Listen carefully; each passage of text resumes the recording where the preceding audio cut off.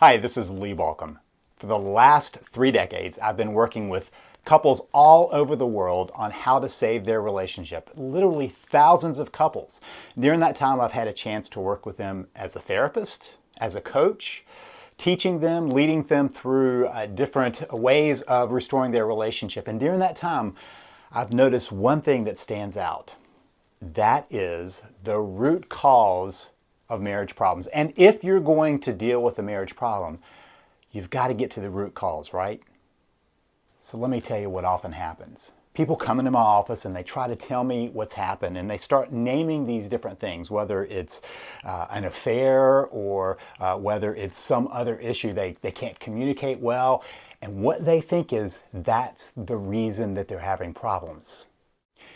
In reality, they're telling me about the symptoms of the problem. They're not getting to the root cause, and that's the problem. Many times we think we have to get rid of all of these issues going on, but we never get down to the real issue. And the real issue is what matters in this. Why does it matter? If you keep dealing with the symptoms, all you get are more symptoms because you're never actually getting to the root cause. Think about if you're sick, right? If you're feeling bad, let's say you treat the fever, right? You take something and your fever goes down. Does that change whatever it is that was causing that? Or let's say your nose is running and so you take some medicine to take care of that, but underneath it all, that infection is still going on. And that's the problem. People keep trying to get to those symptoms thinking that's the real problem. In fact, that's one of the problems that has plagued therapy for so many years. They keep chasing after the same issue. I know. I was trained as a therapist, and what I realized early on was the ways that we were being taught to deal with things weren't really dealing with the core issue. Sometimes people would come in and they would say, I need to communicate better. And so I would teach them to communicate better. And you know what happened? They just got better at fighting together. They didn't get better at being better. They were only fighting more. They were just more effective in their fighting. The issue is they never got to the root cause. Now, you don't have to have a PhD in marriage to understand what's going on here. I'm going to give you a very simple explanation today, and one that not only tells you what happened, but helps you begin to understand how to get back to where you want to be. So where is it you want to be? You want to be in a loving relationship, a warm relationship where both of you want to be there, and that's what we want to rebuild together. That's been my goal. You know, my website, Save the Marriage, is not about just stopping a divorce. It's about saving the marriage and making it something you would both love to have. But we got to get down to the root cause. If we don't, we're just chasing the symptoms. So what is the root cause? It's something that we all struggle with. It's something that happens or is at risk of happening for every relationship. I remember at the beginning of my marriage, my wife and I were both in graduate school. We were working part-time jobs trying to make everything fit. We were still trying to fit in other activities in life. And there was a temptation. And it's the same temptation that hits every single couple. And many fall into it. Before I tell you about this, let me just tell you that once you know, you're going to say, well, of course. But that's the thing. Many times we have some ideas of what needs to happen. We just never get around to doing that. We never get around to fixing the problems because, well, it takes a change. And sometimes when we get to that place, we're not ready to make the change. So first of all, once I tell you the reason, you're going to say, well, of course. But then are you going to begin to work to change that? Are you going to begin to work to get back to the place you need to be in order to have the loving relationship you want? So what is the root cause? You did something long ago, probably for what made sense at the time, that sets the stage for where you are now. I call it the pause button marriage. You hit the pause button. You might have hit the pause button for any number of reasons. Maybe it was that you had kids, right? And you hit the pause button thinking, you know, after the kids get a little bit older, and then we start putting out those points, you know, once they're out of diapers, once they're in school, once they're out of school, once they have their own kids, once that, it goes on and on, we'll get back to us. We'll get back to working on our marriage. Or maybe it was career. That happens for many people. Maybe you're thinking, I've got to make this much money or have this promotion or have made it to this level before we get back to us. But we'll get back to us because we know we want to get back there. Or maybe it was an activity, maybe it was travel, maybe it was some hobby you had or friends or something else, but something happens. So let's go back a little bit. We'll go back in time before you got married. Do you remember that time before you got married where you couldn't be kept apart, right? You were spending all that time together. You were building the connection. You were building connection together, joining your lives together. And you thought, wow, this is so great. I love being with this person. I love the connection with this person. And then something happens when you get married. You go back to life.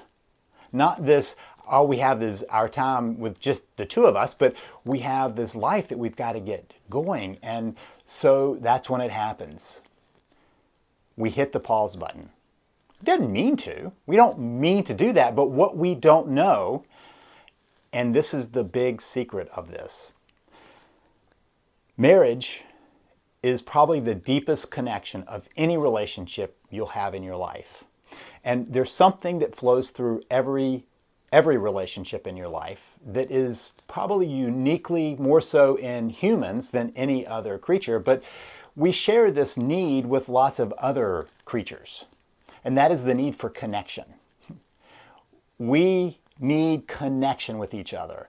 And so you notice how if you're somewhere listening, everybody's talking about relationships around them. They're talking about friends, they're talking about frenemies, enemies, they're talking about relationships, family, and all these other places because we are about connection. And connection is the lifeblood of relationships. Connection is the absolute lifeblood of marriage. Connection is what keeps you together. Maybe you have some friendships that are out there that, when you see them, you catch up and you go, oh, that was so great to catch up with them. But it's okay that you're not so connected with them, at other times. The problem in a marriage is that you're connecting your lives together. You're building these lives together. And so one person's future is the other person's future too. You've bound your futures together. And when the connection is not there, it begins to strain. What you're actually trying to build in a marriage is something you don't do anywhere else. You're trying to build a we. This is the we that matters, that gets you through, right? We are in this together. We're a team, right? We are trying to get to the same place where we both want to find this future. And so as you're doing that, as you're building this we, if you don't keep it connected, that's where you fall into trouble. Now, this is kind of a tough little analogy, but let me see if I can make it. In jiu-jitsu, there is a certain move where, what you basically are doing is you're compressing the carotid arteries on somebody and they go to sleep.